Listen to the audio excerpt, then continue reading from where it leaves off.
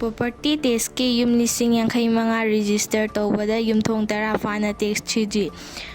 Mathang chahigi April amadagi online gi tax thiannaba hotnari. Imphal Municipal Cooperation IMC yauna Manipurgi urban local body kuntaret ki manungda leriba yumthong khuding property tax thiannaba lokhatkhiba lengaki Thwrang manung chenna IMC gi manungda property tax ki register tawkhiba yum lising yankhai manga longi manungda yumthong tara fana tax 3G. Mathang chahigi April amadagi online khuthangda property tax thiangadawri. Home Minister Amith Shaha from Thadok kadabani.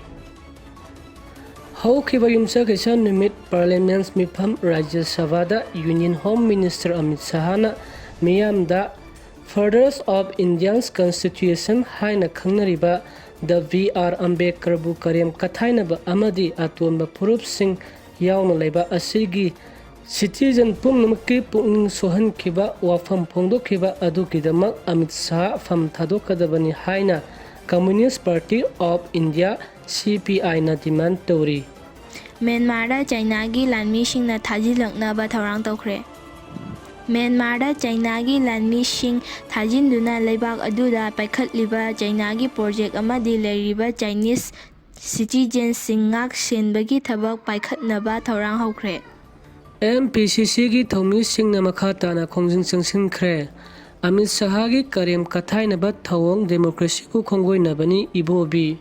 India gi constitution amadi Ambedkar bu karem kathainaba thawong Amith Shahana wangangi haiduna Manipur Pradesh Congress Committee gi thomi singna changsilakpa khongjang gi saruk ama oina ngasi su kangla mamangda khongjing changsinkhre. Haujik chathariba Rajya Sabha gi ningtham mifam Amith Shahana karem kathainabagi thawong utkifa adu leba asegi democracy bu khonggoinabani haina CLP leader o ibobina phongdokhre.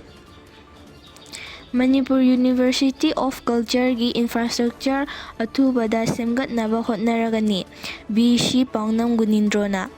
State ashi amata ngairaba culture university ama oiriba Manipur University of Culture MUC ashi atopa state singa changdamnaba yaba mawongda athuba matamda infrastructure semgat sagatnaba hotnaragani haina university asigi vice chancellor BC Pawnam Gunindrona phongdokhre.